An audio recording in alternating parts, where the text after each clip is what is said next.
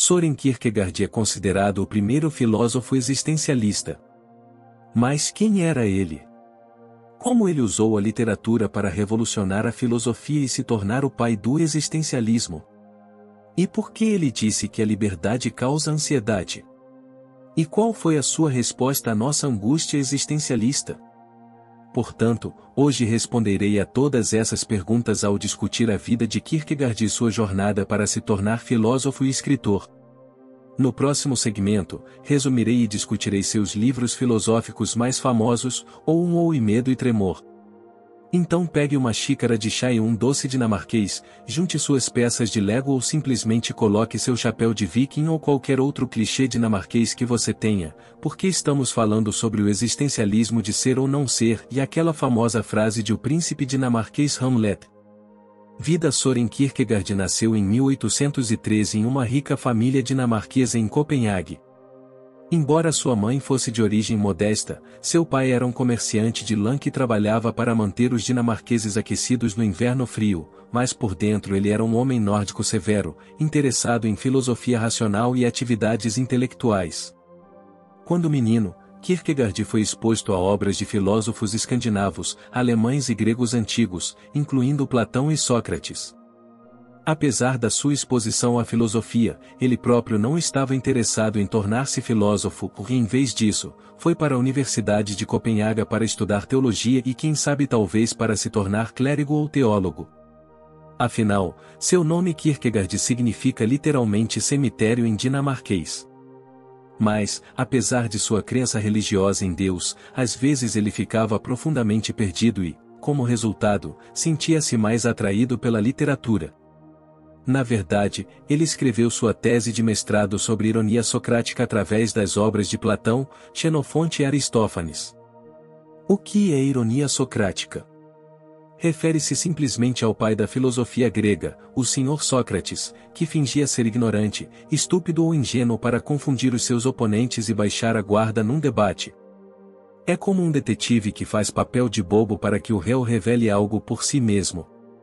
Portanto, a filosofia de Kierkegaard foi fortemente influenciada por esse método irônico de que sabemos menos do que pensamos, pois ele utilizou personagens ingênuos em seus escritos para expor algumas ideias básicas. Em 1837, aos 24 anos, ocorreu um dos eventos mais famosos da filosofia. Esta decisão única tornou-se a decisão mais importante nos escritos filosóficos de Kierkegaard para o resto da sua vida. O que foi isso? Ele conheceu uma mulher. Sim, é uma história de garoto conhece garota, mas imensamente transformadora na filosofia do existencialismo. Kierkegaard conheceu e se apaixonou por Regine Olsen. Então ele conheceu a família dela. 4 meses depois, ele propôs casamento. Ela disse sim. Todos na Dinamarca comemoraram e esperavam um lindo casamento nórdico. Mas 1 ano depois, ele terminou com ela. Por quê? É complicado. A mesma frase que toda mulher usa hoje para descrever seu relacionamento. Mas no caso de Kierkegaard ele tinha uma resposta. Ele era muito melancólico, portanto, inadequado para o casamento. Mas a verdadeira razão permanece desconhecida. Mas não é preciso ser um detetive para resolver isso. O homem queria liberdade. O casamento naquela época significava para a vida toda. Um jovem bonito talvez tivesse muitas opções e não quisesse se limitar a apenas uma mulher. Nos seus escritos, Kierkegaard usa esta decisão para dizer ao mundo que sacrificou o seu amor por uma bela mulher por causa da fé. Ele não queria ser um marido medíocre e cometer um pecado. Sabemos que os homens nunca podem ser verdadeiramente monogâmicos. Mas pode haver outro motivo. Pode ser que ele tenha sido influenciado pela filosofia pessimista de Arthur Schopenhauer. Muitos escritores, incluindo Gustave Flaubert, nunca se casaram nem tiveram filhos, dizendo que o mundo era cruel demais para trazer outra vida a ele. uma obra-prima da literatura dinamarquesa, Like Per, do autor ganhador do Prêmio Nobel Henrik Pontoppidan, publicado em 1904, ficcionalizou um cenário semelhante em que o personagem masculino rompe repentinamente com a mulher dos seus sonhos, alegando que ele não era adequado para se casar e se retira para o campo onde vive uma vida simples. Há 2 milhões de anos, o príncipe dinamarquês Hamlet fez a mesma pergunta: casar ou não casar? Tornou-se uma tradição dinamarquesa agora que todos os homens dinamarqueses se perguntem. Ok, brincadeiras à parte, esta decisão teve uma influência profunda na escrita de Kierkegaard. Os diários de Kierkegaard sobre seus pensamentos e experiências detalham sua luta com o propósito de sua vida, apesar de sua fé religiosa. Em parte, isso também ocorreu porque ele perdeu os pais ainda jovem. Mas principalmente devido à sua personalidade melancólica. Embora seus pais tenham morrido quando ele tinha 20 anos, eles lhe deixaram uma bela quantia em dinheiro para que ele pudesse viver e viajar pela Europa com algum conforto, para que pudesse se concentrar em escrever sob diferentes pseudonimos. Enquanto estava em Berlim, na década de 1840, assistiu a palestras proferidas por Schelling, o filósofo idealista alemão que também era poeta romântico. No século XVIII, na Europa, o romantismo criou a onda A. Por exemplo, o romance de Goethe, De Sorrows of Young Werther, causou um grande impacto e o movimento literário de Sturm DRNG, que significa literalmente tempestade e estresse, tratava do primeiro amor apaixonado. Mas Kierkegaard, que havia rejeitado o amor e o casamento alguns anos antes, via esses alemães como um pouco ímpios e um pouco racionalmente objetivos demais, ou um pouco focados demais no amor entre os sexos, então começou a escrever como um louco. Como estranho, ele via a filosofia alemã com uma nova perspectiva, a sua própria experiência subjetiva sobre como viver. Este é o nascimento do existencialismo. Em 1843 publicou 3 livros tentando dizer às pessoas que o amor hedonista não vale a pena. Ele publicou, considerada sua obra-prima, sob o pseudônimo de Vitor Eremita, no qual descreve suas visões filosóficas sobre 2 escolhas de vida distintas, buscar o amor através de lentes hedonistas ou viver uma vida moral assumindo responsabilidades. Ou seja buscar o que lhe dá prazer na vida ou fazer algo maior que seja apreciado pela sociedade como um todo. Basta lembrar que nas décadas anteriores o romantismo encorajou homens e mulheres a perseguirem os seus desejos interiores através das obras de poetas como Lord Byron, que deixou a Inglaterra em busca de alguma liberdade na Europa. No mesmo ano publicou mais 2 livros, dos quais Medo e Tremor, sob o nome de Johannes de Silentio, é o mais conhecido. Nele, ele falou ainda sobre as escolhas que fazemos na vida, mais especificamente sobre o sacrifício da busca romântica pessoal por sua convicção religiosa. Isso se refere ao rompimento do próprio Kierkegaard com Regine Olsen, afirmando que sua ansiedade o impedia de se casar. Kierkegaard escreveu Repetição, publicada no mesmo ano, detalhando como o amor esconde muitos pecados religiosos. Devo salientar que Kierkegaard tinha 30 anos na época, muitas pessoas estavam curiosas para saber por que o rico dinamarquês não era casado. Estamos no século XIX, então homens solteiros daquela idade que não andavam por aí com família e esposa eram vistos como um pouco estranhos. Exceto se vocês fossem playboys como Lord Byron type. Mas Kierkegaard nasceu no cemitério de uma igreja. Então, ao escrever esses livros, ele estava desviando toda a questão externamente e convencendo-se internamente de que era um homem de Deus. Se 1843 foi o ano da rejeição do romance, 1844 foi o ano da descoberta de Deus. Kierkegaard publicou vários livros intitulados 1, 2, 3 e 4 discursos edificantes sobre a existência de Deus. Isto foi em parte uma resposta ao debate que assolava a Europa, particularmente depois da publicação, em 1841, do influente livro de Ludwig Feuerbach, Essência do Cristianismo, no qual o antropólogo alemão argumentava que Deus não criou os humanos, mas muito pelo contrário, os humanos criaram Deus. Como discuti antes, isto teve uma influência profunda em Nietzsche, que abandonou completamente Deus, mas Kierkegaard, o guardião da religião e do cemitério, quis provar o contrário. Embora o debate sobre a existência de Deus se centrasse mais no aspecto sociológico da religião, em como ela unia uma sociedade positiva ou negativamente, Kierkegaard moveu o debate para dentro da pessoa individual. Ele argumentou que cabia ao indivíduo encontrar Deus dentro dele. Isto faz sentido, porque a ciência da antropologia questionou a existência histórica de Deus. Em outras palavras, não houve registros concretos da existência de qualquer Deus concreto, exceto o relato dos humanos. Então Kierkegaard foi inteligente e moveu o debate para dentro do indivíduo. Deus não pode ser encontrado fora através do método racional e científico, mas pode ser encontrado dentro do indivíduo. Mas por que Kierkegaard fez tudo sobre o indivíduo? Foi simples. Na época, Hegel era o maior cara da filosofia e disse que somos o produto da história e que a história está apenas avançando de forma progressiva, levando-nos, em última análise, a uma futura utopia perfeccionista. Então Kierkegaard adotou uma visão hegeliana de que somos o produto da história, que cada geração dentro de uma época histórica específica é diferente, portanto, pode definir seus próprios pontos de vista e cada indivíduo deve ter um novo começo a partir de seu próprio nascimento. Ser sobrecarregado com as opiniões das gerações anteriores ou futuras. Em outras palavras, você está aqui agora e cabe a você definir suas convicções religiosas. Esta filosofia microscópica do agente individual faz de Kierkegaard o pai do existencialismo, porque ele colocou a responsabilidade da fé ou da vida de alguém em geral sobre a própria pessoa. Eles não deveriam seguir as gerações anteriores nem se preocupar com as gerações futuras, concentrando-se apenas em suas próprias vidas. Mas aqui está a ironia. Foi a herança do seu pai, por assim dizer da geração anterior, que lhe permitiu continuar a escrever e publicar. Esta liberdade financeira permitiu-lhe escrever o que queria, não o que o seu público queria. Graças à herança de sua família, ele não precisava se preocupar se as pessoas liam ou não seus livros. Acontece que as vendas foram muito ruins. As pessoas ficaram frustradas com seu estilo de comunicação indireta, que vai muito contra o discurso direto nórdico. Na Escandinávia você diz o que quer dizer e quer dizer o que diz. Kierkegaard usou pseudonimos e referiu-se às pessoas com referências obscuras.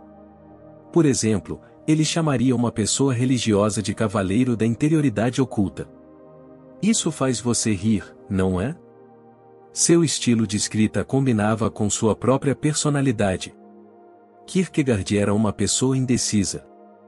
Não é um fracasso total, mas está perto disso. Sua proposta de casamento e rompimento repentino são um bom exemplo de homem indeciso.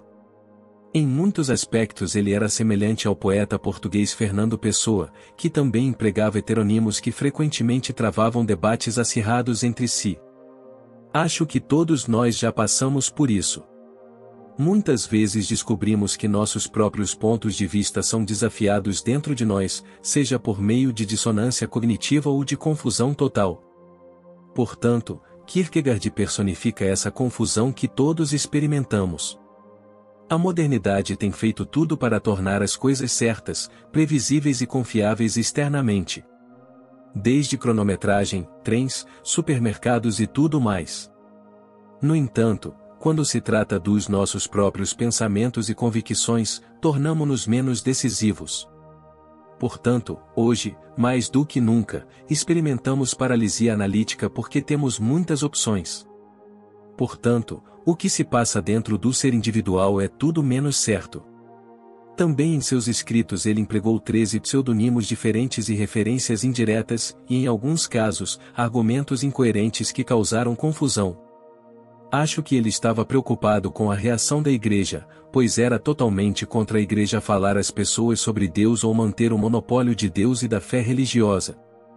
Em vez disso, Kierkegaard queria libertar Deus e a religião das garras da igreja estabelecida, tal como Léo Tolstói, que se considerava um cristão anarquista, colocando a fé como uma jornada individual em vez de uma comunhão eclesial. Kierkegaard pensava que a igreja estava tratando as congregações como crianças ou rebanhos e alimentando-as com colheradas sobre Deus e religião. Em inglês, a palavra rebanho às vezes é usada para designar uma congregação de igreja e também para um grupo de animais, como ovelhas ou pássaros. Portanto, Kierkegaard queria que cada indivíduo assumisse a responsabilidade de encontrar Deus dentro de si, e não numa igreja. Mais tarde na vida, ele fez ataques diretos à igreja dinamarquesa, argumentando que os seus primeiros escritos eram meros preparativos na sua tentativa de tornar a religião uma responsabilidade do indivíduo. Sua linguagem imprecisa mostra que Kierkegaard também estava inseguro. De certa forma, seus livros são como pensar alto para que todos possam ouvir. Ele não tem certeza, mas continua pensando em voz alta.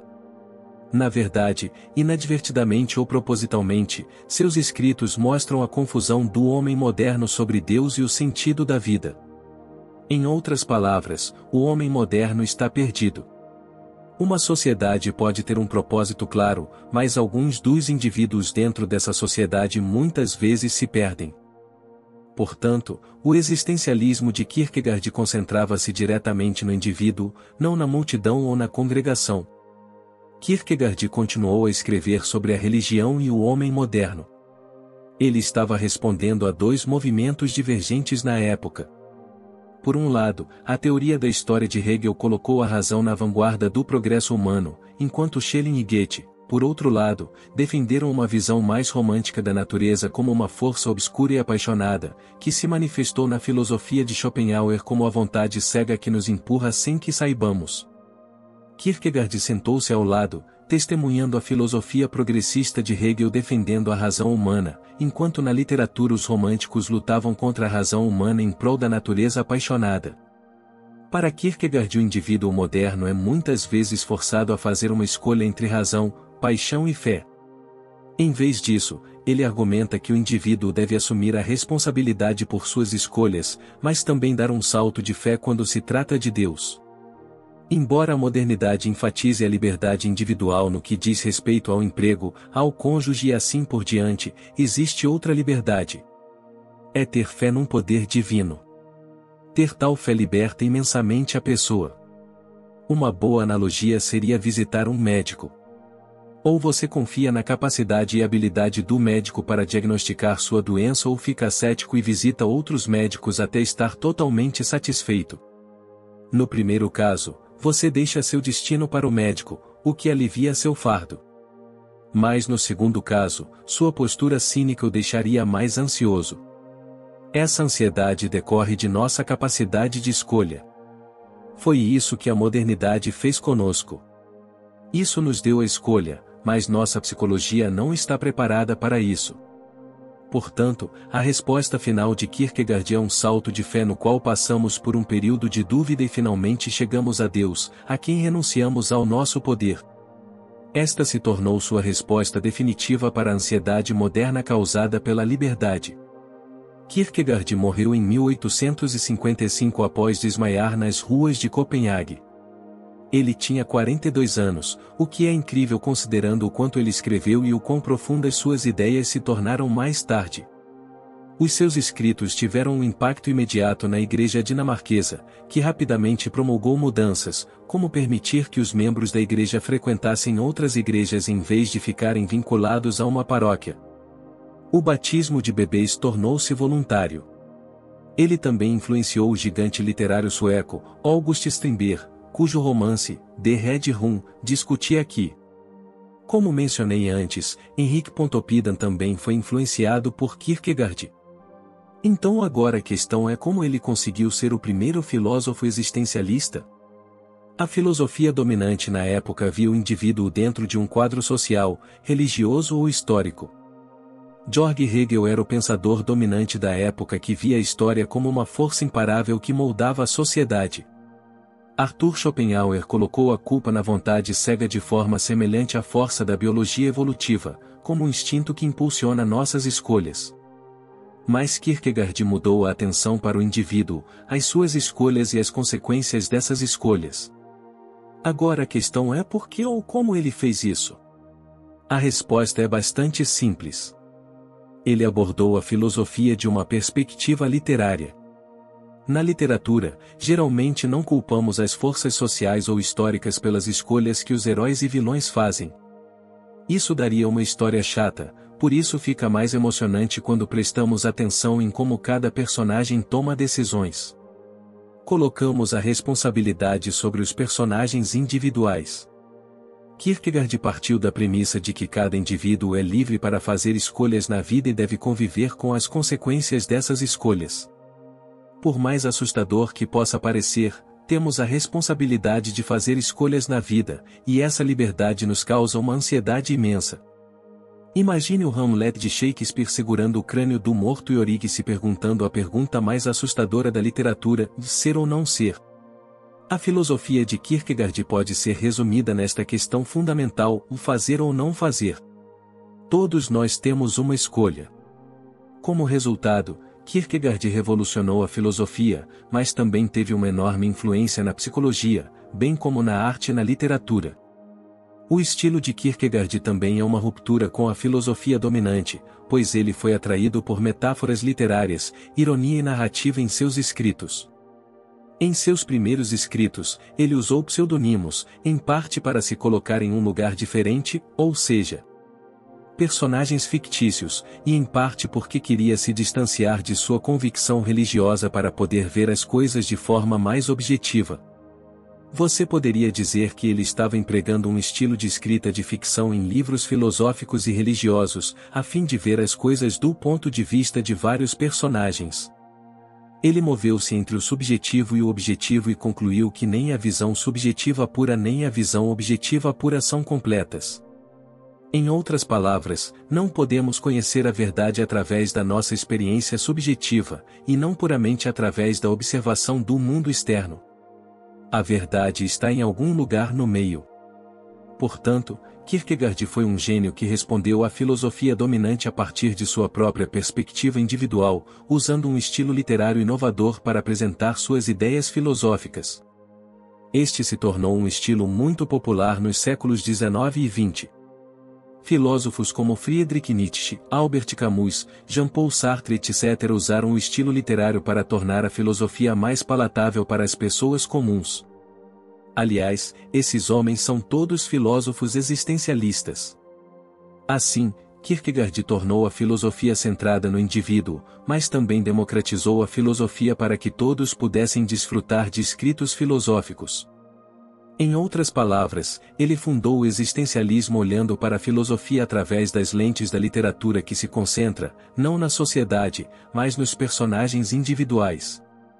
Portanto, o existencialismo como abordagem filosófica tem uma enorme dívida para com a literatura. No próximo segmento, resumirei seu livro mais famoso, ou, e discutirei seus temas. Então fique ligado.